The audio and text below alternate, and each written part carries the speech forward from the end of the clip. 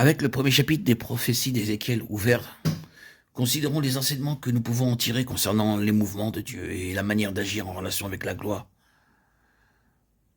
L'expression clé de ce chapitre et du livre tout entier se trouve dans la seconde partie du verset 28. C'était une image de la gloire de l'Éternel. À cette vue, je tombais sur ma face. Ézéchiel 1, 28.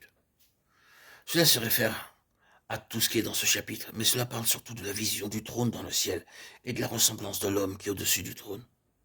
C'est la gloire du trône, du Dieu homme exalté. Tout le reste est issu de cela. Dans tout ce que nous voyons ici, dans tout ce qui sera cité jusqu'à la fin de tout son livre, il y a l'expression de ce trône, de ce gouvernement, de tout ce que représente cet homme qui s'y trouve. En résumant ce qu'Ézéchiel citait, je voyais des visions de Dieu. Nous avons dit qu'au-dessous du trône, il y avait une double symbolique de son expression représentée par les 4 êtres vivants. Ces créatures sont identifiées aux chérubins d'Ézéchiel 10, 20. Une longue description nous en est donnée, mais remarquez que ce n'est pas simplement mentionné, mais que tout y est très minutieusement décrit. Il y avait une double symbolique de son expression représentée par les 4 êtres vivants et les roues.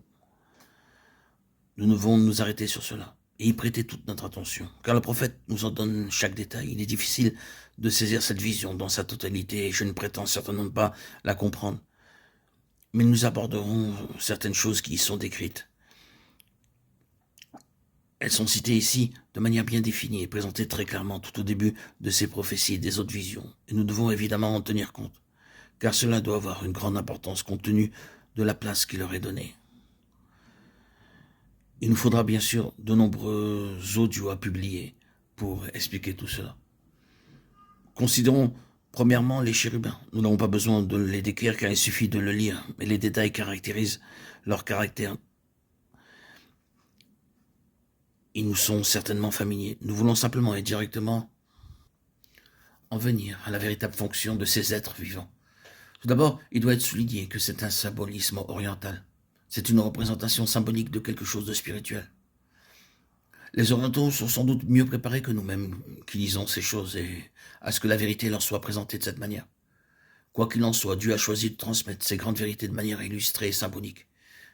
Et nous devons aller au-delà du symbolisme et de l'illustration. Le cas échéant, oublier les formes, oublier les caractéristiques décrites, pour aller au cœur même de cette affaire en nous posant 2 questions. Quel est leur message? Qu'est-ce qu'ils veulent nous transmettre? À partir d'une simple réflexion concernant l'apparence des chérubins décrite dans la Bible, il peut être noté qu'invariablement et en chaque occasion, ils sont en relation avec une seule et même chose. Leur fonction consiste toujours à proclamer que le trône de Dieu est un trône saint, que son règne est un règne de sainteté.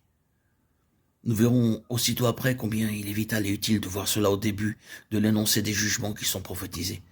Car tout ce qui suit, incluant la grande section des jugements, à la fois sur Israël et sur les nations, est en relation avec un état profane qui doit être jugé et rejeté au loin, à cause de ce trône suprême.